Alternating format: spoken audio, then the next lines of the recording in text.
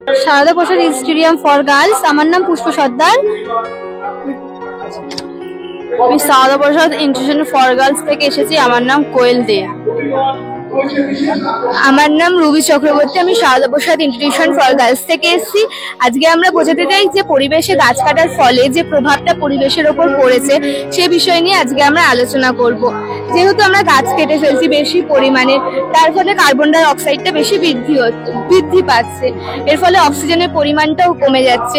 এর জন্য আমরা উপায় বার করেছি যে ফিক্সড ট্রিজ গুলো থাকে ওই ট্রিজ গুলো যাতে আমরা ভালোভাবে লাগাতে পারি, যেমন পাকুড় গাছ, অশ্বত্থ গাছ আর বট গাছ।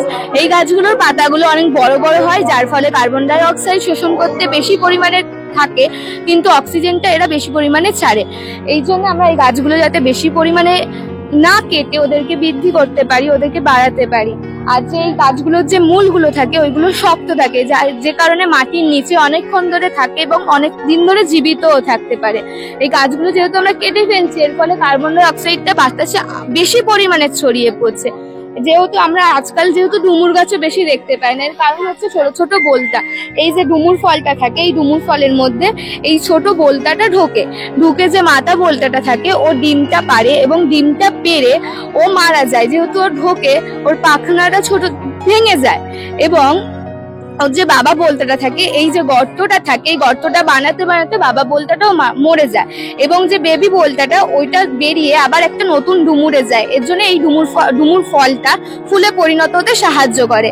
এই যে মা আর বাবা বোলতাটা এর ভিতর মারা গেল, এইটা একটা বীজ তৈরি হচ্ছে। এবার এই ডুমুর ফলটা যে এই পাখিটা খাবে, সেই পাখিটা যেখানে মল ত্যাগ করবে ওর সাথে ওই বীজটাও পড়ে যায় এবং ডুমুর গাছটা চারা তৈরি করতেও সাহায্য করে। এবং এই যে ডুমুর গাছটা আছে, এই চারাগুলো যেগুলো থাকে আমরা ওই চারাগুলো ফেলে দিই, যাতে আমরা খেয়াল রাখতে হবে। যার জন্য আমরা পাতা রেখেছি যাতে এই গাছগুলো চেনা যায়। যেমন অশ্বত্থ গাছের পাতাগুলো লম্বা লম্বা হয় আর পাকুড় গাছের পাতাটা একটু ছোট হয়। অশ্বত্থ গাছের মতোই দেখতে হয় কিন্তু ওটা একটু ছোট হয়। আর বট গাছগুলো যেমন আছে এইগুলো ছোট ছোট চারা জোগাড় করেছি, কিন্তু বড় বড় গাছগুলো যেগুলো থাকে ওইগুলো যাতে আমরা না কেটে ফেলি, এর জন্যই আমরা এই বক্তব্যগুলো রাখতেছি। Thank you. খুব ভালো লাগছে। আমি Sarada Prasad institution for girls এর হেডমিস্ট্রেস সরস্বতী বিশ্বাস। আমি সর্বাণী চন্দ্র, সারদা প্রসাদ ফর গার্লস স্কুলের আমি বায়োলজির টিচার।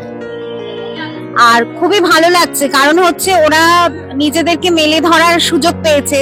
স্কুলের মধ্যে থাকলে স্কুলের গণ্ডির মধ্যে থাকে, আর এখানে এলে অনেক রকম মানুষ আছে, তাদের কাছে ওরা ওদের বক্তব্য পেশ করতে পারছে এবং এটা ওদেরকে তৈরি করতে আরো সাহায্য করবে। এবং ওরা যে টপিকটা বেছে নিয়েছে, আজকালকার পরিস্থিতিতে কিন্তু এটা ভীষণই দরকার। এত পরিবেশ দূষণ হচ্ছে, সেখানে মানুষকে সচেতন করা। আমরা তো স্কুলে সবসময় বিভিন্ন অ্যাওয়ারনেস প্রোগ্রাম গুলো করি মানুষকে সচেতন করার জন্য, এটা করুন, এটা করবেন না।